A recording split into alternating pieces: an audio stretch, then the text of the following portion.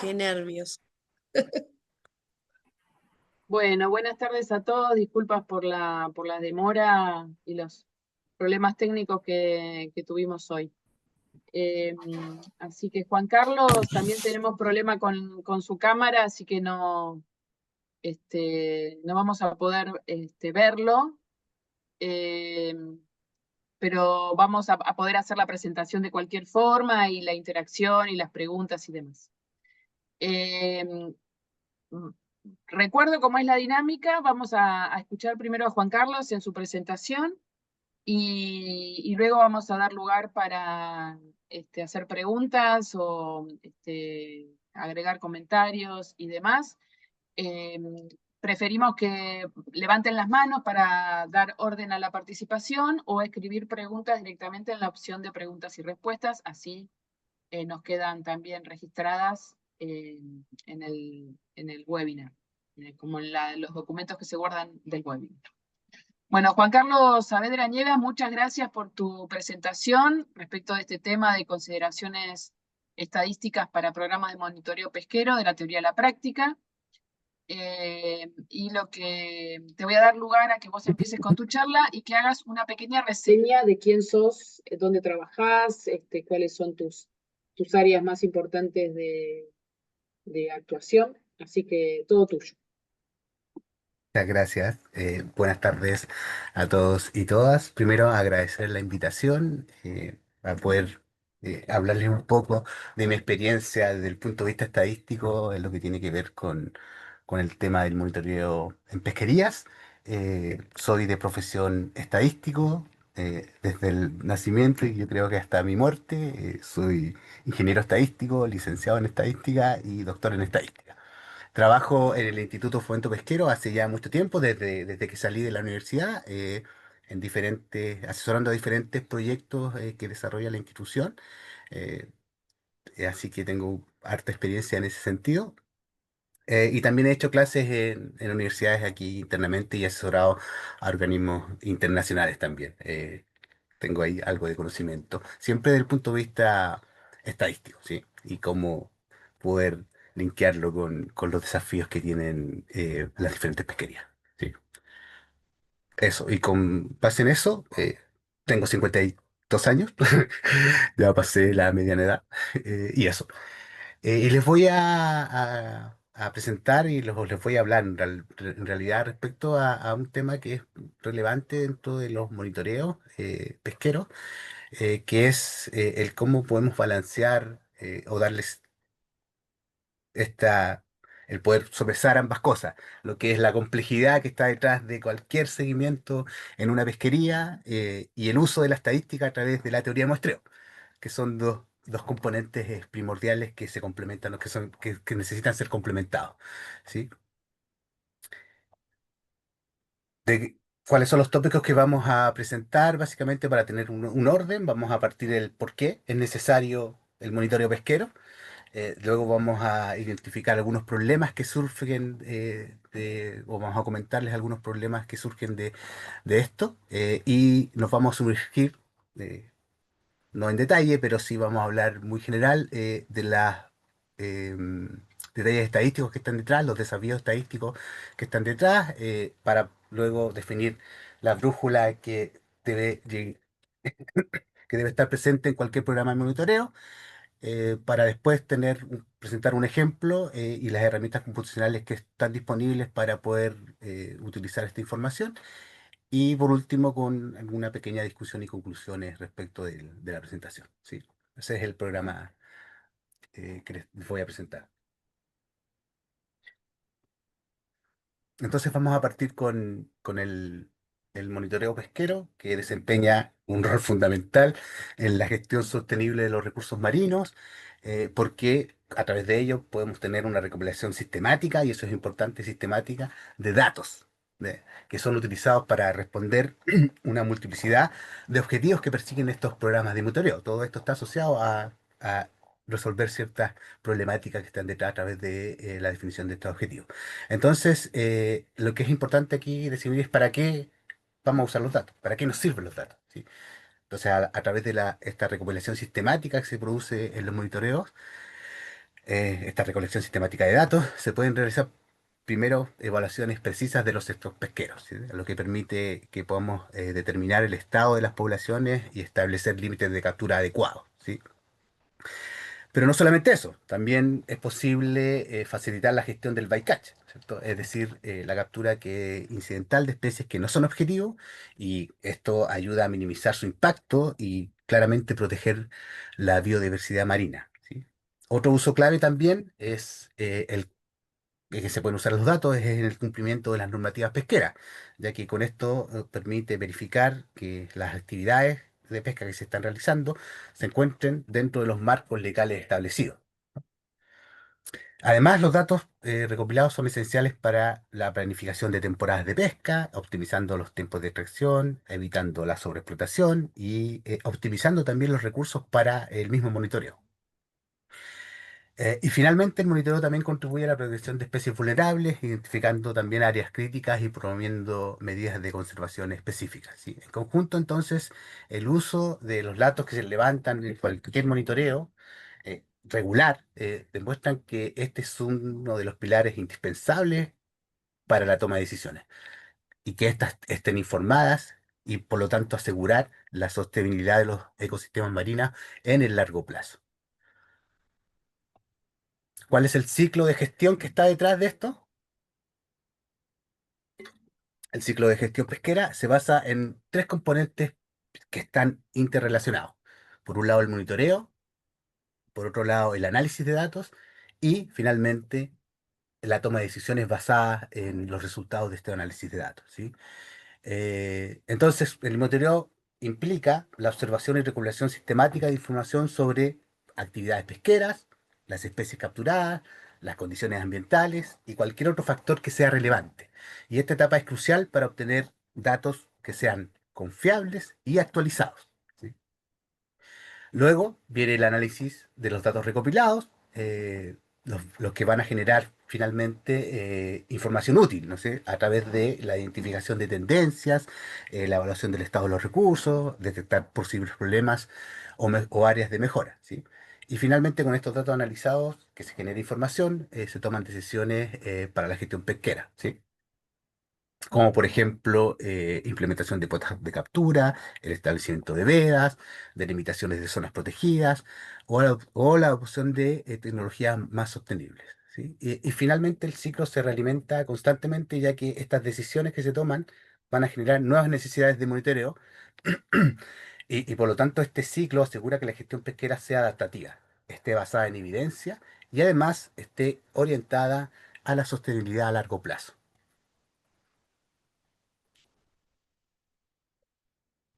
Disculpen, estaba tomando un poquito de agua. Entonces, ¿qué tenemos? Ahora en esta diapositiva le queremos mostrar un poco la brecha inevitable que tenemos de la teoría a la práctica y que todos nos hemos enfrentado, ¿sí? Porque los programas educativos no están excepto esto, digamos, esta brecha entre la teoría estadística ideal y la práctica operativa en terreno, ¿sí?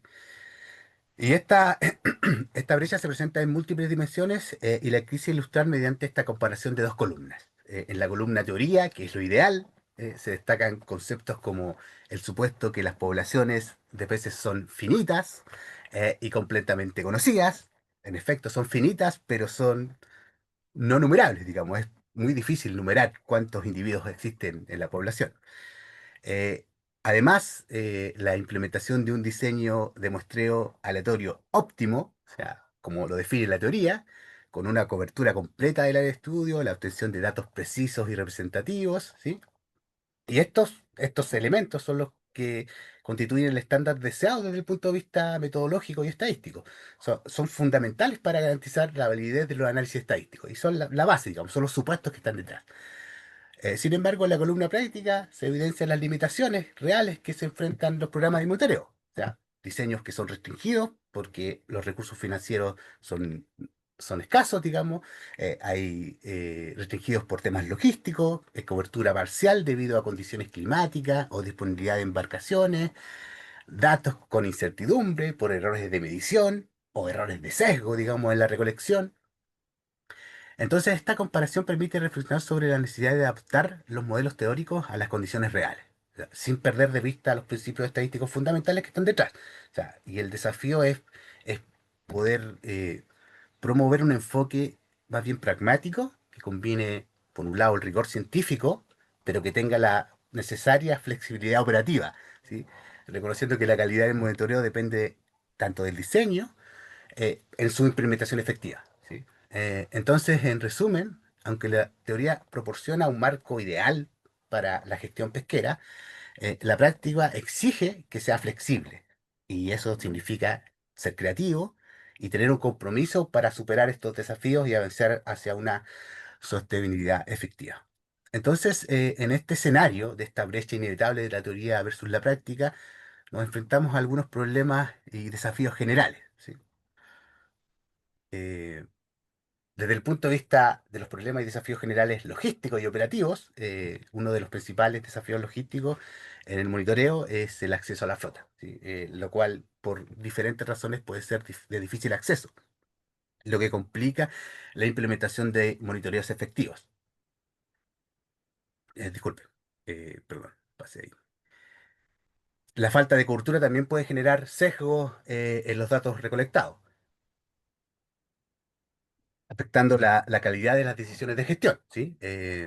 Para superar estas limitaciones es necesario invertir en tecnologías de monitoreo remoto, como sensores satelitales, sistemas automatizados, lo que permita ampliar el alcance y no depender exclusivamente de observadores humanos, ¿sí? Por otra parte, dentro de los problemas o los desafíos, generalmente está la seguridad de los observadores y los técnicos que participan en el monitoreo, que tiene que ser una preocupación constante, porque las condiciones en alta mar pueden ser peligrosas, especialmente en embarcaciones pequeñas o que estén no muy bien equipadas, por lo que es fundamental siempre establecer protocolos de seguridad rigurosos y garantizar que el personal cuente con el equipo adecuado para enfrentar situaciones adversas. Otro elemento o desafío importante es la capacitación continua. Es esencial para asegurar la calidad de los datos recolectados. O sea, los observadores deben estar entrenados en técnicas de muestreo, identificación de especies, uso de instrumentos y manejo de datos, digo. La falta de formación puede derivar en error que pueden comprometer finalmente la utilidad de la información. Por ello, estos programas de monitoreo deben incluir componentes eh, en esta línea, que sean robustos, digamos, componentes educativos robustos y mecanismos de evaluación y retroalimentación que permitan ir mejorando continuamente las capacidades del personal. Esto tiene que ver con los problemas y desafíos desde el punto de vista logístico y operativos, pero también hay desafíos o problemas en la calidad de los datos, digamos, ¿sí? La calidad de datos recolectados es fundamental para la gestión sostenible. Ambos se complementan, obviamente. Em, pero existen múltiples desafíos que pueden comprometer la integridad y utilidad de la información. Uno de estos factores es el sesgo por observador, ¿ah? Que ocurre cuando el comportamiento de la embarcación cambia por la presencia de un observador, ¿sí? Otro desafío crítico es el error de medición que puede surgir por el uso de instrumentos que no están calibrados, inadecuados, condiciones ambientales adversas o procedimientos de medición inconsistentes. Y estos errores afectan la precisión finalmente de las variables claves como el tamaño de las capturas, la especie identificada o la ubicación geográfica. Además, los datos perdidos también representan una amenaza significativa, ya que la ausencia de información en puntos clave del proceso puede distorsionar los análisis posteriores y dificultar la toma de decisiones informadas, ¿sí? Esta pérdida puede ser debido a múltiples factores, digamos, fallas técnicas, problemas logísticos o simplemente por omisiones humanas, ¿sí? Y finalmente, la falta de estandarización también en los formatos, en los protocolos o las metodologías que están definidas para la recolección pueden provocar problemas, digamos, en la calidad de la información, dado que puede ser que tengan un efecto finalmente en poder integrar la información, ¿sí? Entonces, la precisión es importante, pero la exactitud lo es más, digamos. Un dato preciso pero sesgado nos llevará a conclusiones erróneas, ¿sí? Así que hay que ahí minimizar estas cosas. ¿Cuáles son los desafíos desde el punto de vista estadístico? eh, teníamos los desafíos desde el punto de vista más bien logístico y de la calidad del dato, pero desde el punto de vista estadístico también tenemos aquí algunos desafíos importantes que resolver. Entonces aquí en esta diapositiva quise presentarles un poco el dilema que tenemos los estadísticos y es el dilema fundamental entre sesgo y varianza, ¿sí? Sesgo que tiene que ver con exactitud y varianza que tiene que ver con precisión, ¿sí? Este es un tema fundamental en el análisis estadístico, y en la evaluación de la calidad de los datos, ¿sí? El sesgo representa el error sistemático que ocurre cuando los datos se desvían consistentemente de la realidad, mientras que la varianza refleja la dispersión que hay de los datos alrededor de algún valor medio, ¿sí? Cuán dispersos están, ¿sí? Entonces, esos dos conceptos son fundamentales y hay que tener ahí un balance. En contextos como el monitoreo pesquero, disculpen, este dilema se manifiesta en la forma en que se recolectan y procesan los datos, ¿sí? Por ejemplo, el efecto observador puede tener sesgos que afecten los datos de captura, mientras que condiciones operativas adversas pueden generar una alta variabilidad en las mediciones, ¿sí? Ahí tenemos los dos componentes, sesgo y varianza. Por ejemplo, también una alta cobertura de muestreo de unos pocos barcos tendría una baja varianza, digamos, porque tengo una alta cobertura, pero puede tener un alto sesgo, digamos, si esos barcos no son representativos de la flota. Entonces, esos compromisos también son importantes de tener en cuenta, ¿sí? Y para ilustrar ese concepto, se utiliza este diagrama que muestra principalmente cuatro escenarios. El escenario que está en la... bueno, eso. Este escenario, sí, este escenario es un escenario de alto sesgo y baja varianza. Noten que si yo tomara una muestra de estas datitos, tengo una baja varianza, ¿sí? O una alta precisión, pero están muy alejados del punto central, ¿sí? Un alto sesgo, ¿cierto? Ese es preciso, pero incorrecto, ¿no es cierto? Tiene alta precisión, pero un bajo sesgo, digamos, o un alto sesgo, perdón. El segundo escenario es el escenario ideal, digamos, donde tengo todos los puntitos en torno al valor central y además con poca dispersión, ¿sí? Bajo sesgo y baja varianza, ese es el escenario ideal. El tercer escenario, en donde tengo bajo sesgo y alta variabilidad, digamos, y alta varianza, ¿sí? Bajo sesgo porque las diferencias que hay respecto al punto central son aleatorias, ¿sí? No hay una sistematicidad hacia algún lado u otro, sino que las diferencias que veo respecto al valor central de los puntitos, ¿sí? Son aleatorias, ¿sí? Y por lo tanto tendría bajo sesgo, pero sí una alta variabilidad, digamos, una baja precisión.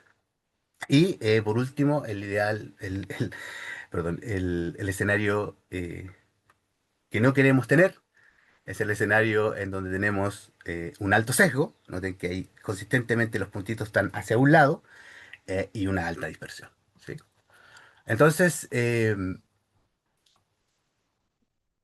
es lo que buscamos desde el punto de vista estadístico? Es poder cuantificar esto a través de una ecuación, ¿sí? Para poder cuantificar esto. Y ese es el error cuadrático medio, ¿sí? Que lo que permite es tener una identificación del sesgo al cuadrado más la varianza. Y lo que buscamos en cualquier estimador es poder reducir o que este estimador tenga una reducción de este error cuadrático medio, ¿sí? Porque esto garantizaría el escenario ideal, digamos, de tener bajo sesgo y baja varianza.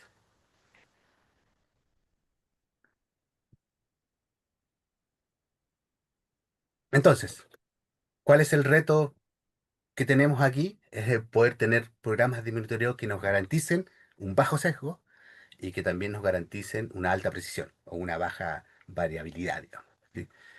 ¿Y cómo podemos responder esto? Finalmente, el reto está en la representatividad y en el marco muestral, ¿sí? Dado que el marco muestral se define como el conjunto de unidades accesibles para el proceso de muestreo dentro de una población objetivo, ¿sí? Y esta es una herramienta fundamental en la estadística aplicada, ya que permite delimitar claramente el universo sobre el cual se van a realizar finalmente las inferencias, ¿sí? un marco muestral bien definido y sumado a esto, la selección aleatoria de las unidades de muestreo van a garantizar que los datos recolectados sean representativos y que las conclusiones obtenidas sean válidas para poblaciones de interés. Y aquí quiero detenerme en un tema, un concepto importante, porque el marco muestreo garantiza eso, garantiza que yo tenga una muestra representativa, perdón, garantiza que yo tenga una muestra no sesgada, porque tengo todas las unidades bien definidas, las unidades poblacionales, pero la selección aleatoria también es importante, porque garantiza representatividad, garantiza que no tenga sesgos en la selección, ¿sí? Entonces estos dos elementos son claves, tener el marco muestral y además la selección aleatoria que hay detrás de las unidades de muestreo, ¿sí? Eh, en ese sentido, la representatividad es crucial y sin un marco muestreo adecuado o un proceso anulatorio de selección de la muestra, existen riesgos de sesgos que pueden distorsionar los resultados y llevar a decisiones erróneas. ¿Y por qué pongo en énfasis en esto, digamos? Porque si no tuviese un marco muestral adecuado, pero tuviésemos em, un esfuerzo de muestreo importante, tendríamos alta precisión, digamos, baja varianza, pero el sesgo estaría detrás y ese sesgo no lo cuantificaríamos, no estaría cuantificado, porque el marco de muestreo no es adecuado, ¿sí? Entonces, el marco muestral es adecuado, pero además también la selección aleatoria. Otro elemento importante dentro de esto es la estratificación dentro de los marcos muestrales, ya que permite dividir la población en subgrupos que son homogéneos al interior, lo que mejora la precisión de las estimaciones y obviamente aporta a la reducción de la variabilidad. Esta técnica es súper útil en contextos geográficos, como zonas diferentes, o tipos de flota, o especies de objetivos, o contextos temporales, ¿ya? Como el mes, los trimestres, etcétera. Entonces, la estratificación también facilita la asignación eficiente de recursos de muestreo, asegurando que cada estrato esté adecuadamente representado. En resumen, el marco muestral, la estratificación y la selección aleatoria de la unidad de muestrales son los pilares esenciales para garantizar la calidad y la utilidad de los datos en estudios de monitoreo pesqueo y otras aplicaciones científicas, ¿sí? Esos elementos son claves. Marco muestral, dentro del marco muestral las estratificaciones y no dejar de lado la selección aleatoria de las unidades muestrales, ¿sí? Entonces, aquí pasamos a otro elemento que son los objetivos que va a perseguir el levantamiento, que están obviamente concatenados con el tema de la aplicación de un diseño muestral. Si no se cuenta con objetivos claros y medibles, es imposible diseñar un muestreo adecuado, digamos. Los objetivos mal definidos carecen de especificidad y dificultan finalmente la evaluación de los resultados, ¿sí? En contrastes, los objetivos SMART, como son llamados, que son objetivos específicos, medibles, alcanzables, relevantes y que además se puedan evaluar en un tiempo definido, establecen metas concretas y permiten determinar el diseño, la intensidad del muestreo y el análisis posterior. Esta claridad facilita la planificación, asignación de recursos y seguimiento del progreso, ¿sí? Es la primera etapa y debe ser la más importante conversación que hay que tener cuando uno plantea objetivos para el monitoreo. Y del objetivo al diseño muestral, ¿sí? El proceso de diseño muestral comienza con la definición del objetivo, como lo habíamos planteado, seguido por la identificación de la unidad de muestreo y culmina con la elaboración del diseño de muestreo, ¿sí? Para la definición del objetivo es clave identificar cuál es el parámetro de interés y cómo se va a estimar este parámetro, ¿sí? Eh, en la identificación de la unidad muestral, uno aquí tiene que tener claridad respecto de qué es lo que estoy monitoreando, digamos, y puede ser esta definida como una embarcación, un lance o un viaje de pesca o una jornada de pesca. Pero lo que sí tiene que ser claro que esta unidad de muestreo y de observación tiene que ser práctica y representativa de cómo funciona lo que estoy monitoreando, ¿sí? Esta correcta definición es clave porque va a garantizar finalmente la eficiencia y la habilidad del diseño, y aquí también influye directamente en la calidad de los datos y en la capacidad de generalizar los resultados, ¿sí? Y finalmente, una vez que uno define esta unidad de muestreo y observación, ¿sí? No necesariamente pueden ser las mismas, ¿sí? Como vamos a ver en el ejemplo que les voy a mostrar, uno define finalmente el diseño, si es un muestreo hetero simple, si es un muestreo estratificado, si es un muestreo por conglomerados, o si es una mezcla entre estos diseños, ¿sí? Aquí quería mostrarles el tema de diseño un poco, algunos diseños de muestreo, los clásicos, digamos, y que se usan en pesquería, ¿sí? En esta primer cuadrante tenemos un diseño de muestreo que es estratificado, ¿sí? Donde cada uno de estas matrices son los estratos y al interior tengo una selección de unidades muestrales de cada una de esas matrices, ¿sí? Es un diseño de muestreo estratificado, ¿sí? Estratificado con una selección aleatoria al interior de cada estrato, donde los estratos son estas matrices. A continuación tenemos un diseño de muestreo basado en la misma información, pero es distinto. Es un diseño de muestreo de conglomerados. Los conglomerados aquí son cada una de estas matrices y tengo una selección aleatoria de los conglomerados, con un censo de las unidades de muestreo al interior del conglomerado, ¿sí? La misma población. La misma población, la cual fue definida, que su representación va a estar dada por diseños de muestreo distintos. Este es un diseño estratificado y este es un diseño de conglomerado. La diferencia entre ambas tiene que ver con los objetivos que se persiguen, ¿no? Nada más. Si el objetivo es tener información de cada uno de los estratos, entonces este es el diseño que debiese utilizar, tener muestras de cada uno de los estratos. Pero si mi objetivo es no tener representado todos los estratos, sino que necesito una muestra de esos estratos, entonces el diseño debe ser un diseño de conglomerado, que es un diseño que operativamente es más fácil de implementar, ¿sí? Y tiene menores costos, digamos, porque no voy a tener que visitar cada uno de los estratos. Y en el recuadro inferior tenemos una mezcla, digamos. Tenemos una mezcla, perdón, no tenemos una mezcla, tenemos un diseño de conglomerados, pero donde tengo una muestra de observaciones al interior del conglomerado, que es lo que habitualmente tenemos en pesquería, ¿sí? Tenemos un diseño de conglomerados de más de una etapa, ¿sí? Y quisiera mostrarles el ejemplo y las herramientas computacionales útiles para esto, basado en la estimación de captura retenida y descartada, ¿sí? Este ejemplo no es particular de alguna flota, pero sí representa varias flotas, por lo menos las que trabajamos o que monitoreamos acá en Chile, ¿sí? Entonces, ¿qué tenemos? ¿Cuál es el objetivo? El objetivo aquí es estimar captura retenida y descartada. Y por lo tanto tenemos un grupo de peces, digamos, que están en el mar, a los cuales se le aplica cierta esfuerzo de pesca, digamos. Esfuerzo de pesca que está medido en embarcaciones y en viajes que realizan esas embarcaciones, ¿cierto? Tenemos embarcaciones de un mismo color, que es la misma embarcación que realizó diferentes viajes, ¿sí? Y por lo tanto aquí nosotros lo que le definimos, por lo menos en Chile, es que vamos a tener un diseño de conglomerados de viajes. O sea, cada viaje va a ser un conglomerado, cada viaje va a ser un grupo asociado a lo que me interesa a mí, que es poder estimar la captura.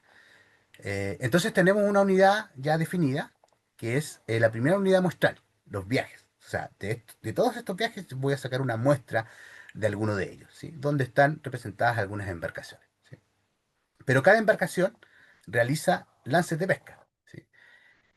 O operaciones de pesca para capturar este recurso, ¿eh? Y de ellas, entonces, de esta segunda unidad muestral, que son los lances, vamos a crear una muestra aleatoria. Entonces tenemos un diseño de conglomerados que está basado en dos etapas.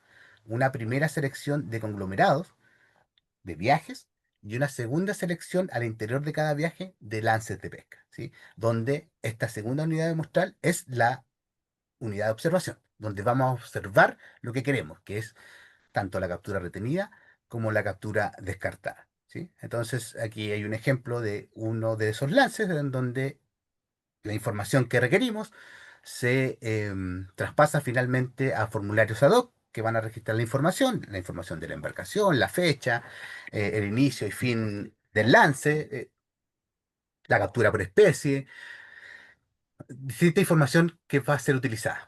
Y finalmente con esto lo que tenemos es un estimador, ¿sí? Un estimador que es el que vamos a utilizar. Lo que vamos a cuantificar en este caso es el total de captura retenida y el total de captura descartada. Y se cuantifica a través de definir el tamaño poblacional, el número total de viajes, porque mi unidad muestral, la primera, es el viaje, no es el lance, sino que es el viaje de pesca, y una tasa de captura promedio por viaje. Y esta tasa de captura promedio del viaje sí tiene asociado el diseño de muestreo definido, que es un diseño en dos etapas de viaje y lance, ¿sí? ¿Cómo se descompone este estimador? De la siguiente forma, ¿sí? Esta ese es el número total de viaje que viene desde el marco muestral, ¿sí? Que tengo que tener definido. Y las tasas de capturas provienen de los muestreos. ¿Y cómo? ¿Y cómo se calculan estas? ¿Cómo se obtiene este valor de tasa promedio? ¿Sí? Es una combinación que se da por el diseño que está definido, ¿sí? Un estimador bietápico, ¿sí? Que considera, por un lado, las capturas del lance J asociados al iésimo viaje con observador, ¿sí? Se suman esas capturas al interior del viaje y se promedian, ¿sí? Y luego se expanden al número total de lances de ese viaje, ¿sí?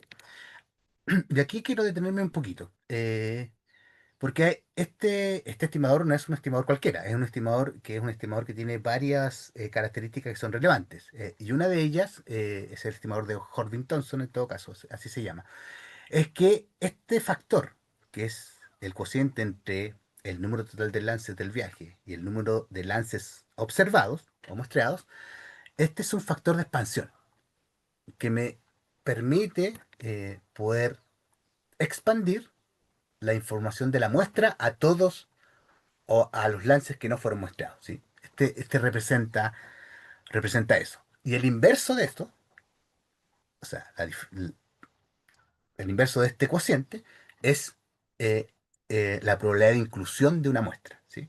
Entonces, estos son elementos que están dentro de la teoría, pero que tienen que ver finalmente con la aplicación, con la aplicabilidad, digamos, porque el diseño que estamos planteando es un diseño que recoge o que fue planteado en base a cómo se van a recoger los datos, ¿sí? No voy a tener una muestra aleatoria de lances, porque eso no lo tengo en la práctica. No puedo seleccionar lances. Lo que sí puedo hacer es, puedo seleccionar viajes y al interior de viajes seleccionar lances. Y esa definición, que viene desde el inicio, condiciona el estimador que voy a utilizar para las tasas de captura y poder finalmente estimar la captura total, tanto retenida como, como descartada, ¿sí? Entonces, con esta expansión que hago a nivel de viajes, de la captura promedio por lance, eh, finalmente realizo una estimación de cuánto es la captura promedio por viaje que voy a utilizar finalmente para la expansión, ¿sí?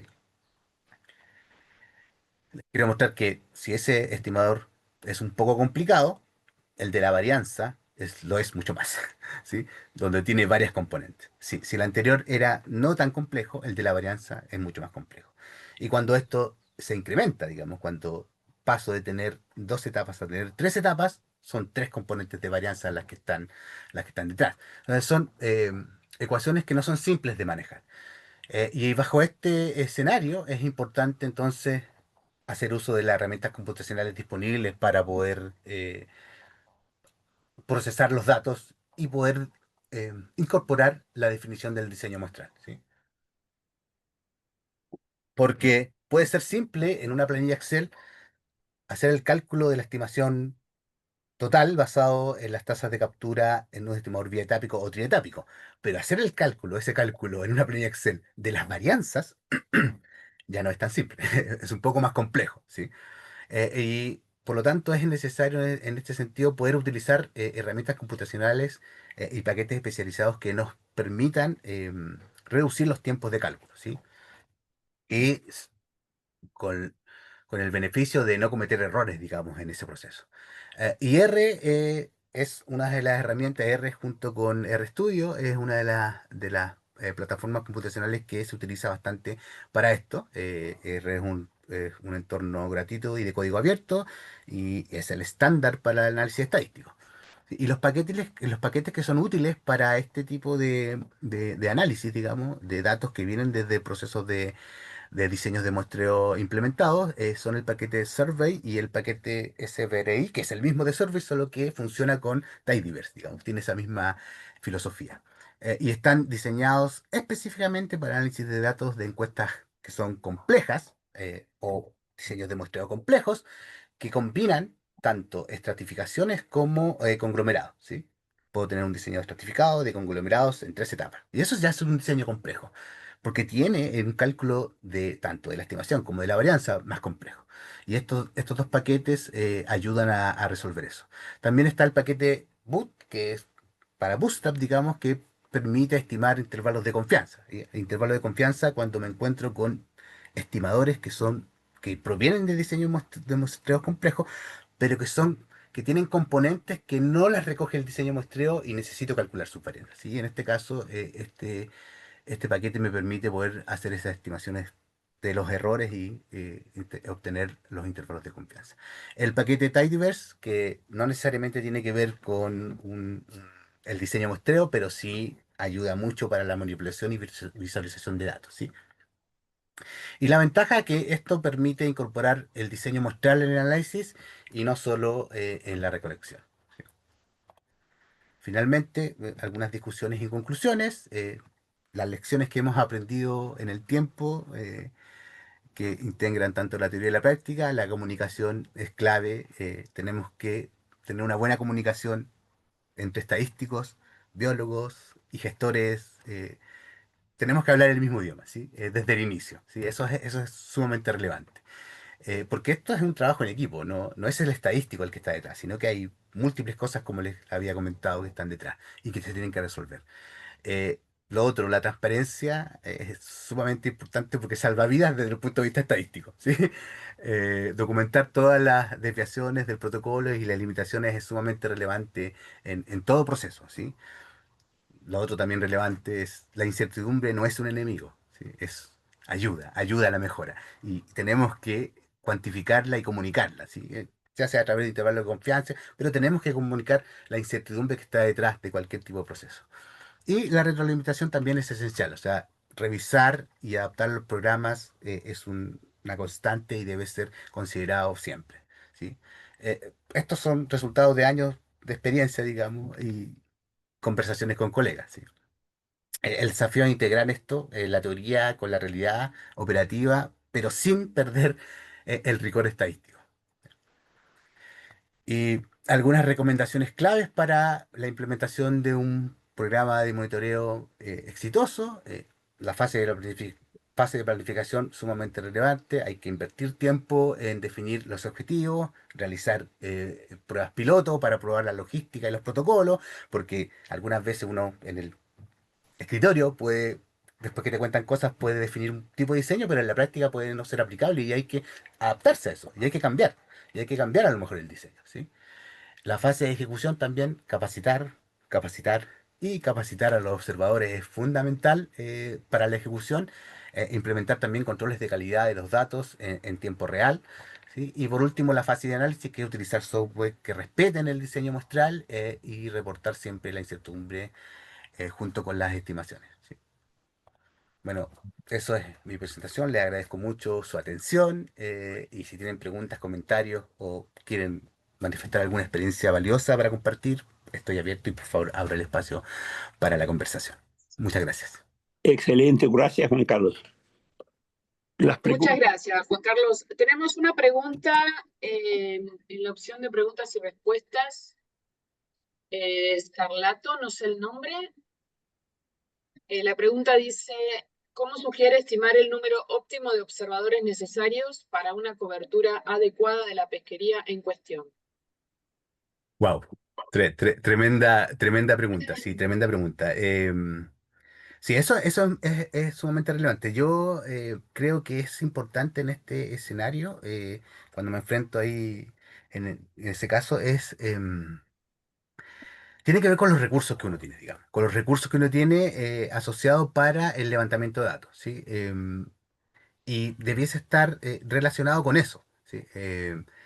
Con eso y con la definición del tamaño muestra, ¿sí? Porque hay una etapa que no la comenté, que tiene que ver con, lo comenté sucintamente, pero sí, porque sí lo dije, que tiene que ver que hay un n, hay un número de datos, un número de muestras que necesito obtener para que sea representativo, pero eso tiene que ver con la variabilidad, ¿sí? Porque garantización de la representatividad tiene que ver con la selección aleatoria. Si yo hago una selección aleatoria de unidades muestrales, estoy garantizando representatividad, ¿sí? Si quiero garantizar precisión, ahí influye el tamaño de muestra. Entonces, y para responder tu pregunta, lo primero que tengo que tener es poder definir ese tamaño de muestra. Y ese tamaño de muestra se define o con estudios pilotos o porque necesito saber la variación que hay en lo que me interesa estimar.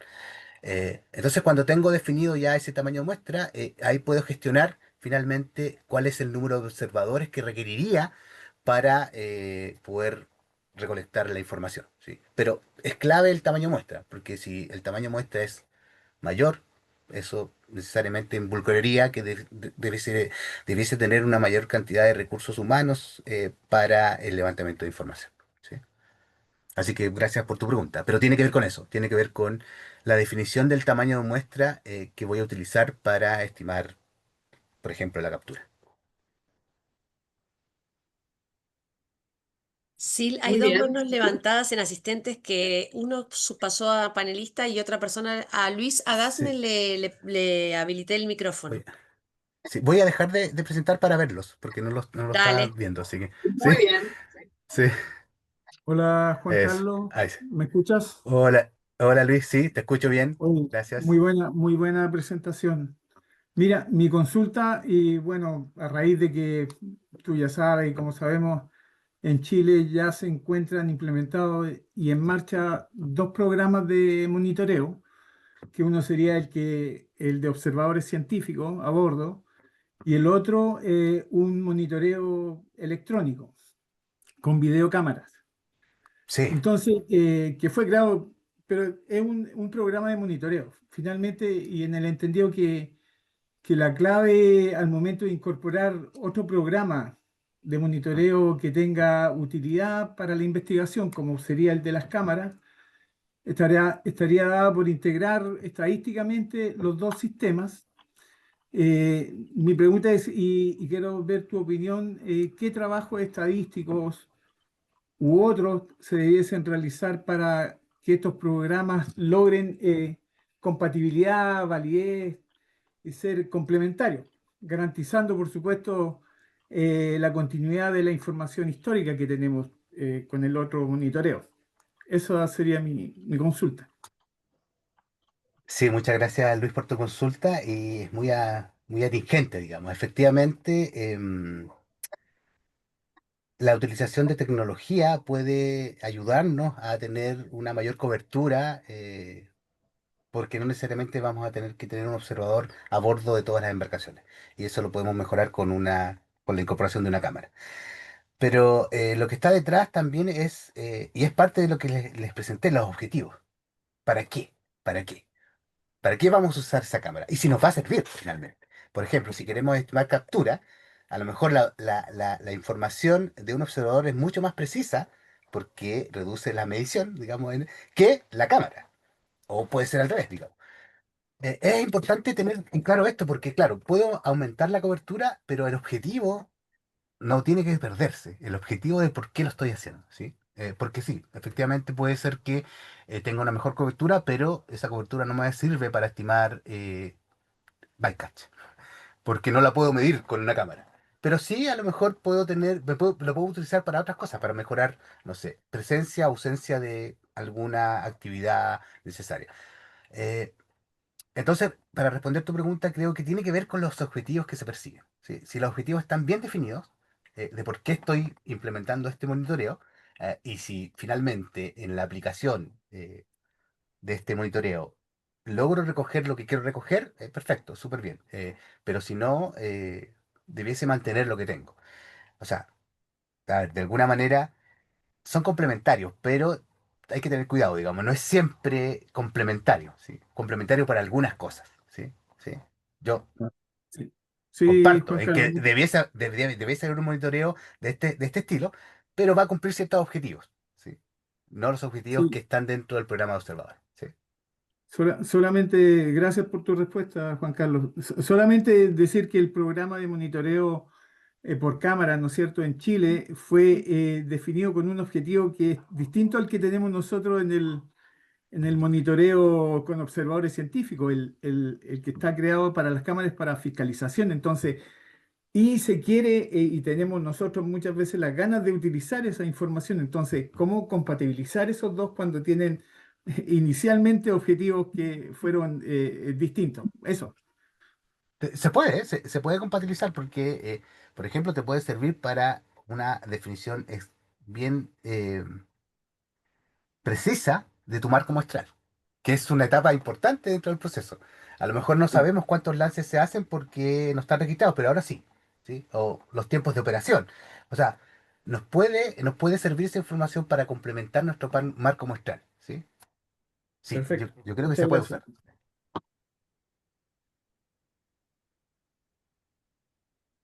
Si hay Bien. preguntas, ¿las lees? ¿Querés leerlas? Las leo yo. Eh, a ver, Luis Carroza, también de IFOP, pregunta, ¿la naturaleza de los datos a recolectar, cuantitativos o cualitativos, modifican las estrategias de recolección de información? Gracias Luis por esa pregunta. Sumamente relevante porque es un punto en la estadística que no se comenta mucho, ¿sí? Eh, en estadística hay dos grandes líneas para hacer inferencia respecto a lo que uno quiere determinar. Eh, una tiene que ver con la aplicación de diseños de muestreo o el diseño basado, y otra tiene que ver con la aplicación de modelo basado, ¿sí? La aplicación de modelos probabilísticos para atrás. Hay dos formas de abordar lo mismo, que es estimar algo, ¿sí? Cuando yo utilizo el diseño basado, que es lo que les presenté hoy, eh, lo que mido no es aleatorio. ¿Sí? Lo que estoy midiendo no modifica nada, porque es un valor de una unidad muestral. Lo que me genera la inferencia es el cómo selecciono esa muestra. Por eso es tan importante la definición del diseño. La definición del diseño me va a permitir hacer la inferencia porque eso es lo que es variable. Es la selección de las muestras, de las unidades muestrales, y no lo que estoy midiendo en cada unidad muestral. O sea, no hay variación en lo que estoy midiendo, porque una vez que identifico la unidad muestral, esa información es fija, no varía. Tomo la unidad muestral y ese dato no varía, no tiene variación. Lo que es variable es el cómo selecciono la muestra. Y eso me genera la distribución de probabilidad y toda la inferencia que viene después. En cambio, en el modelo basado, no está el diseño atrás. Lo que asumo es que lo que estoy midiendo es variable, es una variable aleatoria. Y eso me va a generar la inferencia. Entonces, para el caso del diseño, las condiciones de la variable cuantitativa o cualitativa no tienen ningún impacto. Lo que tiene impacto es el cómo voy a seleccionar la muestra, ¿sí? O el diseño que está detrás, digamos. El diseño de la selección de la muestra desde la cual yo voy a obtener una información de la variable de interés. Así que gracias por tu pregunta, Luis. Sí, me pareció muy inteligente.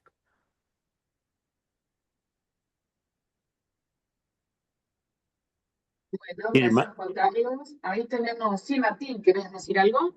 yo tengo Jorge un tiene, montón de preguntas, pero estoy dejando que la gente haga la suya. Jorge tiene levantada la mano desde hoy. Gracias, Jorge Ramírez de la Fundación Charles Darwin. Y mi pregunta es muy puntual sobre cómo comunicar la incertidumbre a usuarios, específicamente a pescadores y a gobiernos que normalmente no les mete mucha inquietud cuando no reciben un número, ¿no? Y reciben un rango de números, ¿no? Sí, gracias por tu pregunta, Jorge. Claro, eso también es relevante, el cómo comunicamos, digamos, cómo comunicamos los resultados. Porque, pues, como les comentaba en la presentación, siempre es importante informar la incertidumbre, pero cómo la comunicamos también es relevante.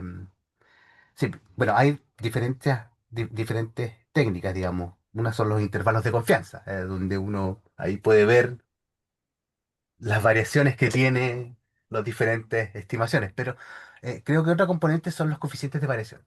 ¿Sí? Los coeficientes de variación también es una medida adimensional que uno puede asociar a porcentajes y tienen un correlato finalmente con lo mismo, con los intervalos de confianza, porque ambos están construidos respecto a la variación de la estimación. ¿Sí? Tiene que ver con la variabilidad que hay en la estimación. ¿Sí?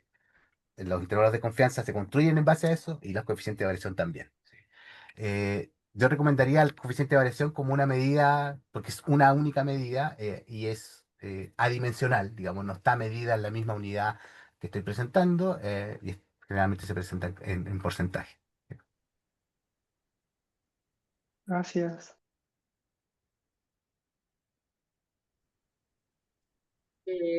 Bueno, tenemos algunas preguntas en la opción de preguntas y respuestas, otra de Scarlato.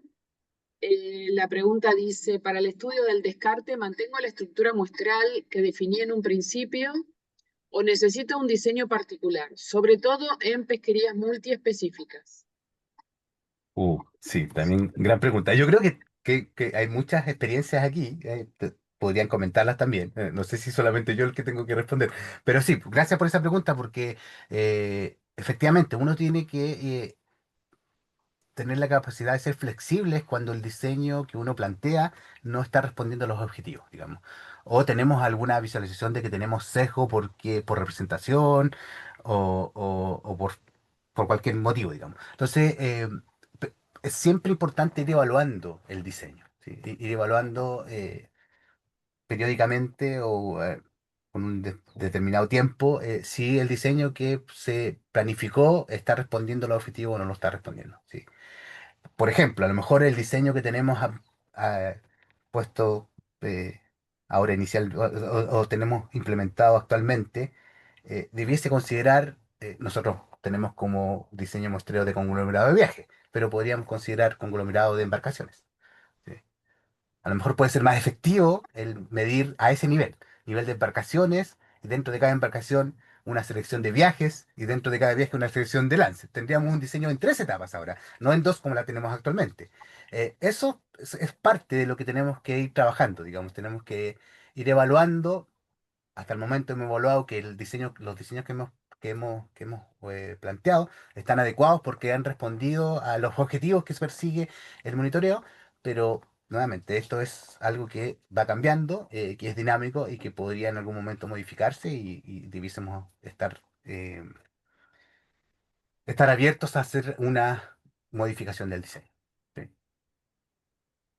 Gracias por tu pregunta. ¿Podemos pasarle el dato a Martín? Una pregunta. Sí, Marcelo sí, levantó y después ir a las que están igualmente, escritas.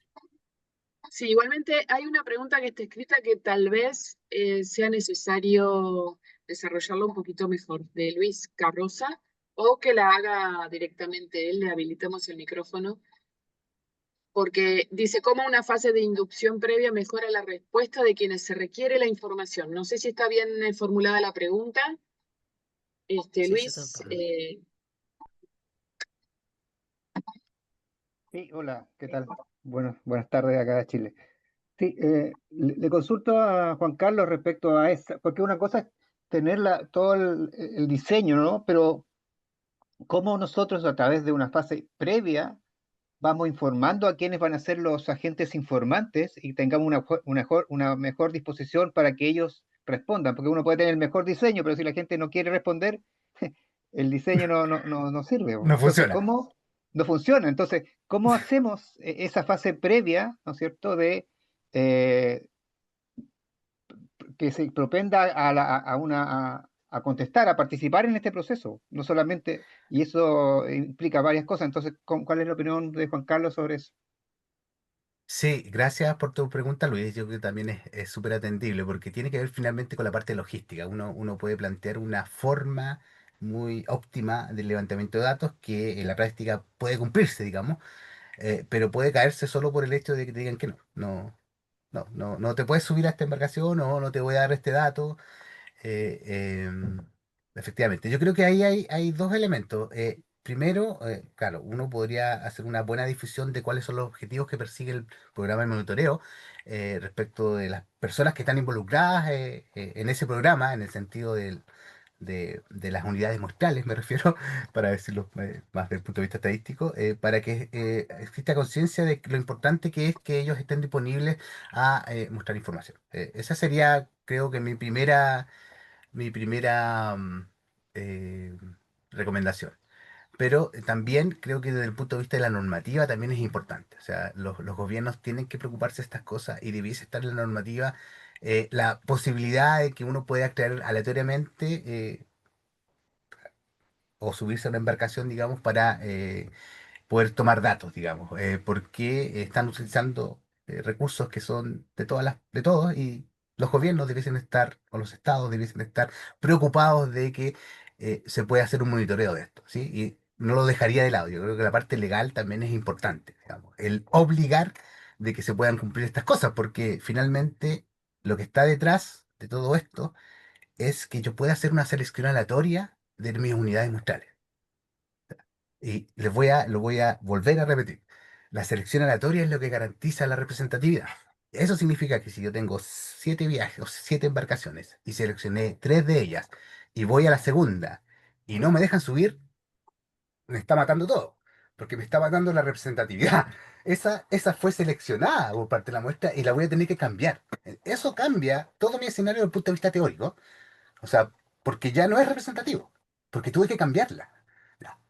Eso es lo que tenemos, lo que hay que mejorar, digamos. O se mejora con una buena difusión para que todos estén disponibles, o desde el punto de vista legal. O esa embarcación que no está disponible, la saco de mi marco muestral y por lo tanto las que sí están disponibles serían de mi marco muestral y esa no. O sea, mis resultados tienen que ver con estas 6 y esta séptima no puedo hacer nada porque esta no está disponible para ser seleccionada. ¿Sí? Pero nuevamente, tiene que ver con eso, tiene que ver con que lo que garantiza representatividad es la aleatoriedad. ¿Sí? Pero gracias por tu pregunta, Alex. Yo creo que lo enfocaría desde todo punto de vista, de un punto de vista más bien de difusión, pero también no dejaría de lado el marco normativo. Sí. Y el tema de representatividad, ¿puedo hacer una pregunta ahora? Por Estamos. supuesto. Sí, gracias. Mira, una de las cosas muy importantes para mí es, además de los barcos observados, tratar de colectar toda la información posible en los barcos no observados para la detección de sesgos. Sí, Por ejemplo, y esto lo hemos visto en el caso de flotas atuneras y demás, el barco que salió sin observador hizo el viaje mucho más rápido, capturó cosas distintas. Si tenés alguna forma de ver la posición, pescó en un área diferente. Entonces, te podés enterar si tu muestreo realmente es representativo, eh, teniendo información de los barcos no observados. Y esto lo podés sacar de desembarcos, información en el puerto, si hay bitácoras creíbles y a veces de cosas como información satelital de posiciones, por ejemplo. Pero esto creo que es algo importante para acordarse. De pasada, el tema del monitoreo electrónico con cámaras y demás. Yo creo que hay una presunción general de que a veces el observador tiene mucha más facilidad de obtener información mejor, de calidad y demás. Pero el observador es un ser humano y está en un ambiente donde si tenés una cuota de bycatch y el barco hace algo y le accede, te imaginas que ese pobre observador en un barco tiene, por un lado, presión, por otros lados, a lo mejor otras ofertas y demás. La cámara hace más posible que el observador tenga la cobertura de decir, no, no le puedo cambiar los datos porque está mirando la cámara. Y eso sí. no es estadístico, pero tiene que ver con la realidad. Otro tema diferente es eh, em, con respecto al uso de. Sí, sí, Perdón, sí, sí. no. En algunos casos, vemos que en el caso de los delfines, y eso lo vimos, que la captura incidental es función a veces de alguna medida del lance. Por ejemplo, el volumen de captura, la duración del arrastre. Hay pesquerías donde el esfuerzo tiende a ser muy homogéneo. Tenías algunas pesquerías de palangre que ponen 1000 anzuelos en cada lance y es repetitivo y demás. Entonces ahí podés hablar de mortalidad por lance y usar una variable diferente. Pero en algunos casos es muy diferente. Entonces, por ejemplo, un arrastre de muchas horas y un arrastre de menos horas tiene un potencial de mortalidad diferente. Entonces, a veces hemos usado eh, esos estimadores de cociente. ¿Querés hacer un comentario sobre eso?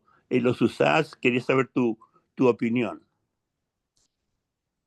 Gracias Martín. Sí, sí, para tomar un poco lo que comentas de los sesgos, sí, efectivamente, a mí me ha tocado un par de veces, digamos, analizar datos en que las tasas de captura de cierta especie son distintas cuando tengo una embarcación con observador que cuando la embarcación no tiene observador. Sí, Ajá. hay un efecto ahí, efectivamente, de sesgo. Y hay que tratar de resolverlo desde el punto de vista de identificar si ese sesgo tiene que ver con que cambió la operación de pesca de la persona o estoy midiendo mal, simplemente, o estoy cuantificando mal las capturas, ¿sí? Pero es Sí. importante de poder clarificarlo. Eso. Y lo que tiene que ver con el uso de estimadores ya, en particular, claro, efectivamente, cuando el que les mostré yo es el estimador que es el estimador adecuado para el diseño muestreo en 2 etapas. Pero podría utilizar un estimador distinto que es el cociente, digamos, el cociente. Es un estimador de medias el que le mostré, pero puedo utilizar un estimador de razón que es el que Martín había comentado. Sí, y efectivamente muchas veces puede tener mejor precisión. Precisión que un estimador de media, ¿sí? O sea, puede tener esa parte del error cuadrático medio, que es la varianza, puede tener una varianza más chica que la varianza de un estimador de media, pero puede tener un sesgo más alto, ¿sí? Entonces, tengo que tener cuidado al utilizar esos tipos de estimadores porque tengo que garantizar que el seco también sea pequeño. En ese tipo de estimadores, que es estimadores de razón, necesito garantizar que existe una relación entre las variables que están en la ecuación, digamos, en la ecuación, la, la variable que está en el denominador con la variable que está en el numerador, ¿sí? Porque es un estimador de razón. Tiene dos variables en el cálculo, una en el numerador y otra en el denominador. Si esa relación entre esas dos variables es lineal, entonces el sesgo es pequeño, es despreciable y por lo tanto ese estimador de razón es mejor que un estimador de media, ¿sí? Porque Sí. tiene sesgo pequeño y tiene menor varianza que el estimador de medias, ¿sí? Pero Sí. si esa relación no se cumple, si esa relación entre ambas variables, en la que está en el numerador y el denominador, entonces voy a tener poca varianza, o sea, va a ser mejor que el de media, pero un sesgo alto. No es Y, mejor que el de media, digamos. Y ahí recomendaría usar el de media. Sí, eso. y hay unas fórmulas para reducir sesgo. Yo usé una de un tal Pascual. Ya, Y la sí. otra cosa es Bootstrap, que vos mencionaste. También. Sí, sí, efectivamente. Bootstrap para Muy bien, obtener varianza. Marcelo. Gracias, Juan Carlos. Marcelo tiene la mano levantada. Gracias. Gracias, Juan Carlos, por la presentación. Súper interesante. Eh, Tal vez la pregunta que te voy a hacer, a lo mejor, no sé cómo la puedes interpretar, pero en lo general, los programas de observadores o los programas de monitoreo están siempre con objetivos súper amplios o muchos objetivos. O sea, de alguna manera se quiere levantar información para muchos indicadores. Y en esa Múltiples línea, objetivos, sí. o múltiples objetivos, ¿cierto? Y en esa línea, por ejemplo, las estrategias de muestreo, en cómo enfrentar esto cuando tú tienes un observador que tiene que tomar una serie de información para varios objetivos o varios indicadores que tienes que levantar. ¿Cuál es tu recomendación ahí?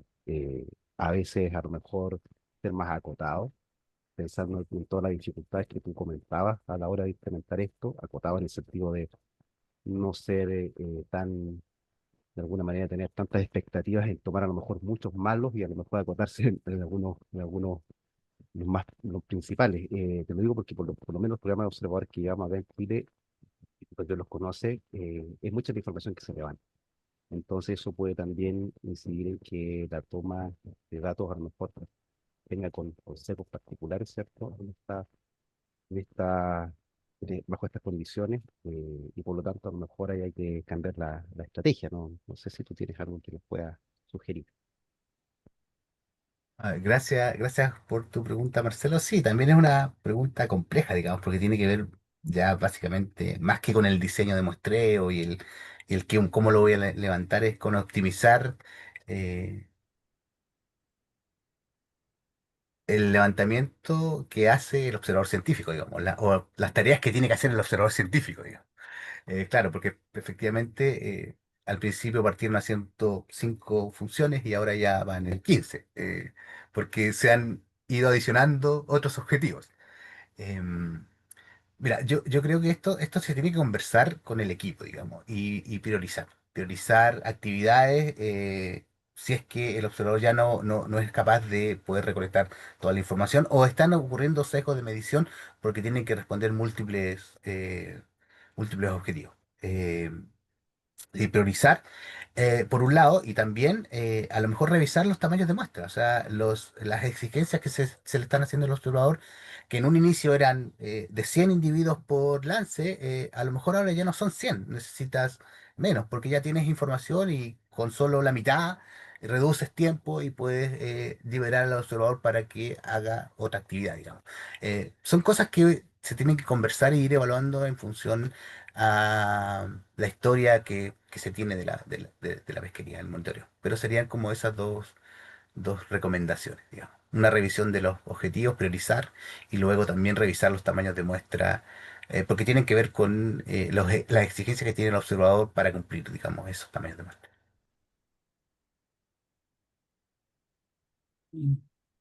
Bien, gracias, Juan Carlos. Tenemos dos preguntas ahí en la opción de preguntas y respuestas. Una es de Pedro Santiesteva de Tunacons, que dice, buenas tardes, una pregunta, ¿es verdad que muchas pesquerías se basan en monitoreos en observadores humanos y se está migrando a monitoreo electrónico? ¿Qué piensa usted de esa migración? ¿Va a afectar en algo sabiendo que también está la inteligencia artificial entrando al mismo tiempo? Gracias, Pedro, por esa pregunta. Sí, sí, a mí me parece bien que utilicemos tecnología, digamos que vamos incorporando tecnología que nos permita ir mejorando los monitoreos, ¿sí?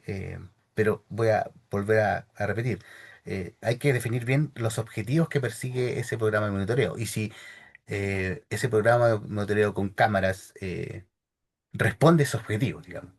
O simplemente voy a poder responder a algunos objetivos y voy a tener que mantener el programa de observadores. Eso es clave, digamos, eso es clave. Y el uso de la inteligencia artificial claramente también es importante en esto, digamos, porque em, tenemos que validar de alguna manera, validar si efectivamente esto va a ser un aporte o va a generar mayor incertidumbre en las mediciones, ¿sí?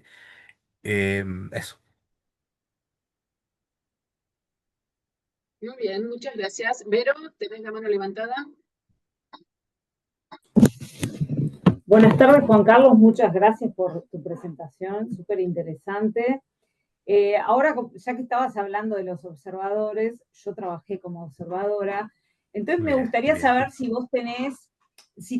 incorporás en tus análisis el efecto observador, porque sí, obvio que hay muchos trabajos para hacer, y generalmente los observadores eligen lo que quieren hacer, porque hay gente que está más interesada en mamíferos marinos, en aves, en peces, en rayas, en tiburones, y bueno, y a veces el trabajo es mucho y uno opta. Esa es una cosa, que ahí ya tenés un sesgo.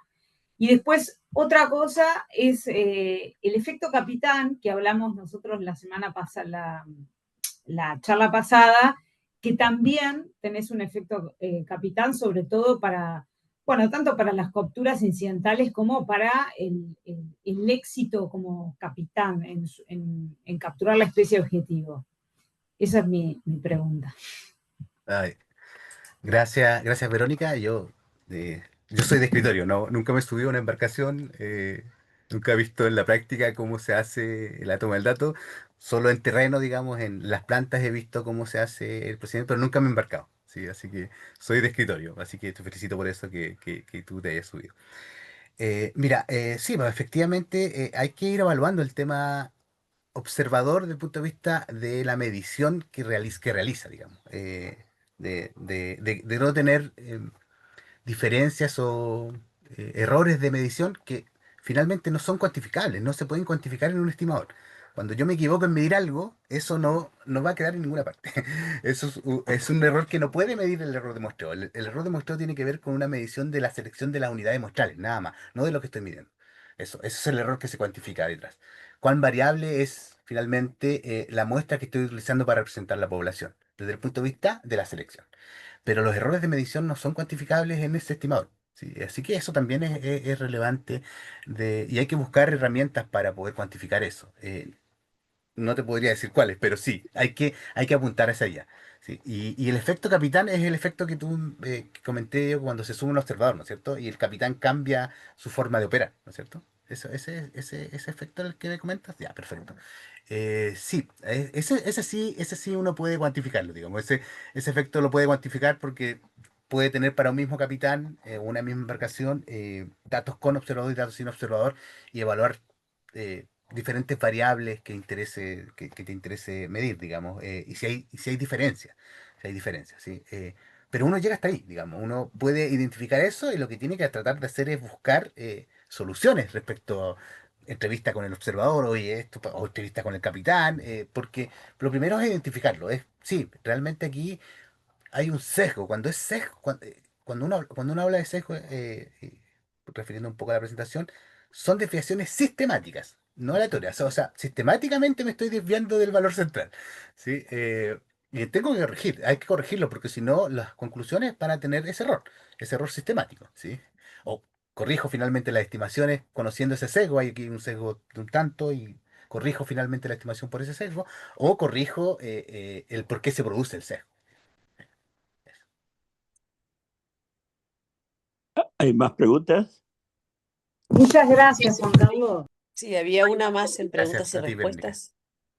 Sí, hay dos preguntas también de Escarlato. Una tiene que ver este, con el cambio de artes de captura a lo largo de una misma marea. Dice, la caracterización de las artes de captura se hacen al inicio de la marea o con mayor frecuencia si se observa que estas son cambiadas muchas veces durante la marea. Y otra pregunta también de Escarlato, perdón que no sé tu nombre, Escarlato, está en Escarlato. Otra pregunta que es, ¿cómo sugiere caracterizar las pesquerías ilegales no declaradas, no reglamentadas, sobre todo en escenarios de baja colaboración y poca información? Uy, sí, gracias. Sí, dos preguntas bien relevantes. A ver, en el diseño finalmente de los objetivos y de la unidad muestral, y finalmente el diseño debiese estar incorporado a este cambio, digamos. O sea, si hay un grupo de embarcaciones que realizan esta práctica, que cambian el arte, digamos, de pesca, ese grupo de embarcaciones debiese estar bien identificado o ser un grupo de estudio, digamos, estar dentro del marco muestral, y las diferencias que haga de los datos que recoja de ese grupo están enfocados en ese grupo, digamos. Distinto a otras embarcaciones que no cambian el arte de pesca, por ejemplo. Pero es parte, lo separarían a lo mejor por estratos, o sea, buscaría herramientas que pudieran aislar esos efectos, digamos. Si es que no puedo tener información de todas esas embarcaciones, ¿sí? Eso lo que trataría de hacer, digamos. Tratar de estratificar o separar grupos de embarcaciones que realizan esto o que no realizan esto. Eso es con la primera pregunta. Y con la segunda, que tiene que ver con la pesca no la pesca ilegal no declarada, no reglamentada, digamos, sí, eso es mucho más complejo. Eso es mucho más complejo porque no, ahí hay un problema que es el marco muestral, digamos. No, No puedo definir el marco muestral porque es ilegal, digamos. No tengo acceso a poder tener este estándar estadístico para poder tener una selección aleatoria de unidades de muestreo. Porque como es ilegal, no tengo el marco muestreo, no lo voy a tener nunca, ¿sí? Sí, ahí hay que buscar alternativas, digamos. Muestreos distintos a los muestreos probabilísticos, muestreos de bola de nieve o de o de otra forma para poder aproximarme finalmente a tener alguna estimación, ¿sí? Pero me salgo del diseño de muestreo tradicional probabilístico a otro tipo de muestreo, digamos, no probabilístico, ¿sí? Que buscan un objetivo. Porque eso es más complejo, ¿sí? Muy bien, Marcelo. Norberto Scarlato era de IMIDEP Argentina. Gracias, Ya, Norberto, por gracias aclarar. Norberto, sí. Y un comentario respecto a una de las primeras consultas que hizo uno de los participantes con respecto a cómo se presenta esta incertidumbre a los usuarios. Yo creo que más que nada como comentarios generales, que no desde el punto de vista tan estadístico como lo comenta Juan Carlos, pero que sí le dio énfasis también a la necesidad sí o sí de comunicarlo, ¿cierto? De cómo entablar conversaciones con ellos. Nosotros, por ejemplo, acá cuando partimos con los programas de monitoreo de descarte y de captura incidental, lo que primero que hicimos fue hacer muchas reuniones con los usuarios para que ellos entendieran el por qué se necesitaba tomar esa información y con ello también tocamos o ellos nos expresaban regularmente su preocupación por estas diferencias entre lo que ellos veían desde la pesca, ¿cierto? Que ellos podían ver cómo estaba el recurso versus lo que muchas veces sería como recomendación de captura. Por ejemplo, ellos decían hay mucho pescado, pero ustedes tienen cuotas que son súper bajas. Entonces, una de las formas que uno tenía por poder de alguna manera dejarlos o llevarlos a que participaran era justamente diciéndoles si nosotros tenemos mal monitoreo o tenemos poca posibilidad de embarcar estos observadores para que puedan efectivamente ver que lo que usted me está diciendo es así, probablemente no vamos a poder llegar a un resultado muy, de alguna manera, muy preciso. Entonces, en esa línea yo creo que es súper importante también llevarlo en la comunicación, no tanto estadística con ellos, sino que decir cuál es el impacto que se tiene a la hora de tener muestreos que a lo mejor son más deficientes. Ese error que uno pueda tener a poder hacer alguna estimación o cuantificar alguna cosa, muchas veces puede resultar bastante diferente a lo que efectivamente ocurre en la realidad. Entonces, eh, es importante esa comunicación constante con ellos y de esa manera incentivar a que presten las embarcaciones para subir observadores, que se suban a los programas de monitoreo electrónico también, ahora que en algunos países se está haciendo de manera mucho más habitual, ¿cierto? Es importante también para que ellos tengan eso. Y obviamente hay casos en que hay medidas que son de alguna manera legales que los obligan a que ellos tengan que abrir ciertos las puertas del barco para tener un mejor monitoreo. Por ejemplo, cuando se inició, ¿cierto?, estas limitaciones de exportación por causa de la captura incidental de mamíferos marinos, un incentivo para que las empresas, por ejemplo, empezaran a preocuparse de que el observador tomara datos, ¿cierto?, bien representativos de la captura incidental, para que ellos de alguna manera tuvieran respaldo de que efectivamente estaban cumpliendo y que no tenían de alguna manera mortalidades elevadas. Entonces, hay varias fuentes que pueden ayudar a mejorar, ¿cierto? Esta preocupación de los mismos usuarios, ¿cierto? Para poder de alguna manera aumentar esta mejor muestreo, ¿cierto? Y con ello también la cuantificación. Un comentario con respecto al interés de repente de la industria en mantener una cobertura de observadores decente. Nosotros pudimos mostrarles que cuando había poca cobertura de observadores, era más probable que hubiera desviaciones hacia arriba. ¿Por qué? Y porque una pesquería que mata un pequeño número de delfines puede tener un lance donde mate 1000, pero no tiene un -1000 del otro lado. Entonces, con pocas muestras, la posibilidad de un sesgo positivo se hace mucho más grande que con un muestreo de mayor volumen. Y eso ayudó a que accedieran a ir aumentando la cobertura de observadores para protegerse ellos mismos. Inclusive tuvimos un año donde sucedió eso, donde un lance mató 1000 y pico delfines cuando el promedio de todos los otros era 10 o menos. Y ese lance hizo un escándalo. Entonces, las características estadísticas del sesgo con esos muestreos ayudan a convencer a la industria que es una buena idea poner más observadores. Y el otro comentario es una cosa que hicimos muy al principio, cuando tenés una pesquería que más o menos funciona establemente en distintos años, suponete que tenías un muestreo de 20%, si crees que no ha cambiado mucho, cuando tenés 4 o 5 años de datos, utilizás eso como un total y haces una simulación de muestreo dentro de tus datos.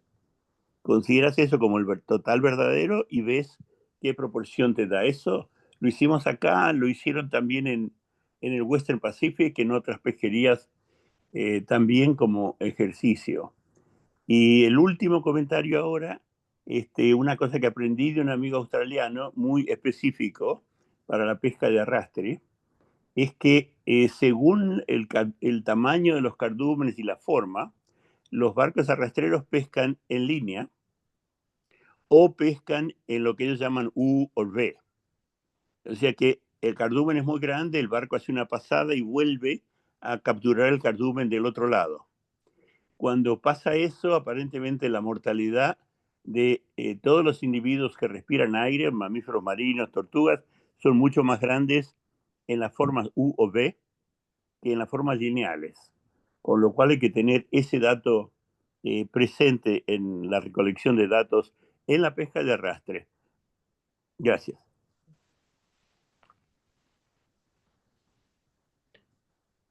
Gracias, Martín. Esto ahora pude activar recién el chat, y hay una pregunta que me hace Ben de si bueno, me dice respecto de si el arte es el mismo, pero los lances realizan sobre objetos agregados, sobre brisas libres. ¿Hay diferencia? ¿Cómo podríamos diferenciarlo? Esta pesca de atún tropical, bueno, ahí lo pueden ver ustedes en el comentario. Pero me parece relevante esa pregunta porque hay algo que no les hablé en la presentación. O sea, les hablé del diseño muestreo, de cómo poder reducir la variación a través de estratificaciones, pero no les hablé de las postestratificaciones, que también son posibles en los diseños de muestreo. Las postestratificaciones son estratificaciones de los datos que yo recojo, pero son a posteriori. Son una vez que yo recojo el dato, sé cuál es esa categoría, digamos. Y eso también es posible, digamos, y es útil en estadística, digamos, porque los diseños de muestreo parten de la definición del marco muestral. El marco muestral me va a definir la unidad de muestreo, las estratificaciones, la unidad de muestral de primera, segunda, tercera etapa. Eso me lo va a definir clarito y yo voy a poder seleccionar aleatoriamente esas unidades muestrales. Pero puede haber, por ejemplo, una característica que no la puedo definir en el marco muestral. Por ejemplo, la zona. No puedo definir qué viajes van a ir a una zona en particular a pescar. Y eso no lo puedo definir a priori, por lo tanto no puede estar en el marco muestral, porque a priori no puedo definir que un viaje vaya a una zona. Bueno, lo puedo definir a posteriori. Selecciono mi muestra y a posteriori, cuando recojo el dato, identifico a qué zona en particular fue.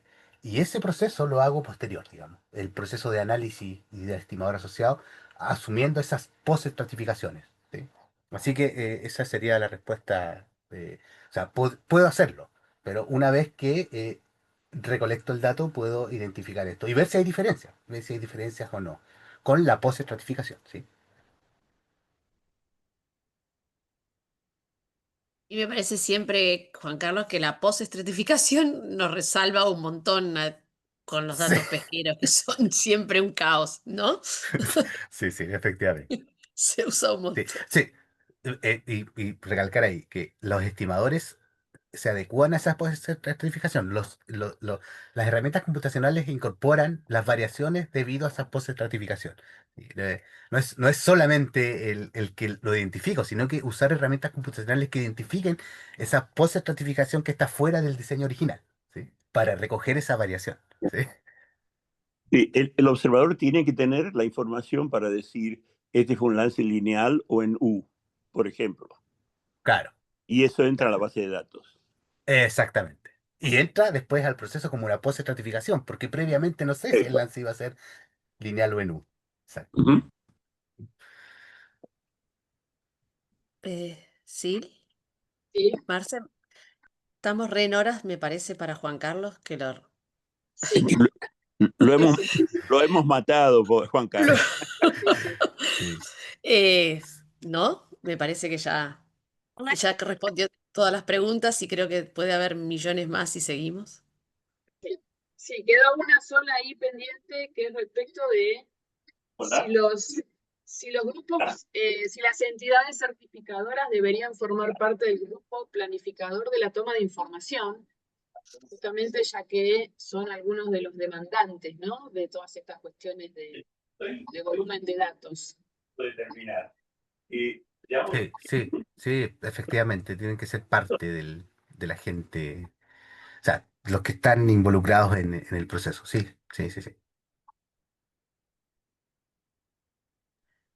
Bueno, Juan creo Carlos, igualmente que te sí. agradecemos, el interés fue enorme y te vamos a volver a comprometer porque es un tema que hemos charlado un montón siempre de Coté y está re bueno tener esta experiencia tuya y me parece que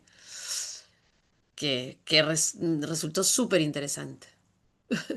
Muchas gracias, yo agradezco la invitación de Martín y de Marcelo que se pusieron en contacto conmigo. Lamento no poder tener activada la cámara. Bueno, la Bueno, gente del IFOP me conoce la cara, pero los demás no me conocen, pero la próxima yo creo que ya voy a solucionar ese problema y me van a poder ver. Sí. Muy bien. Te tomamos la bueno, palabra, Carlos. bueno, muchas gracias a todos, ¿no? Por participar. Y me estaban preguntando, lo vamos a colgar en breve, ¿no, Sil? Ya estaban preguntando por el video. Sí, esto se va a editar y se sube a nuestra web y también al canal de YouTube y lo vamos a comunicar. Así que Dale. va a quedar Muchas, disponible para todos los que no pudieron asistir en tiempo real o para los que la quieran volver a repasar. Así que muchas gracias a todos por la participación. Muchas gracias, Juan Carlos. Gracias a ustedes. Sí, Espero que igual estén bien. ahí preguntan por el contacto, si es que Juan Carlos tiene un contacto para preguntas. Y dentro de la grabación está en la presentación su correo de contacto, así que Sí. cualquier cosa también me imagino que está disponible para poder guiar en algunas preguntas. Gracias, Juan Carlos. Bien. Muy buena presentación. Gracias a ustedes. excelente. Muchas gracias a Juan Carlos y a todos por participar.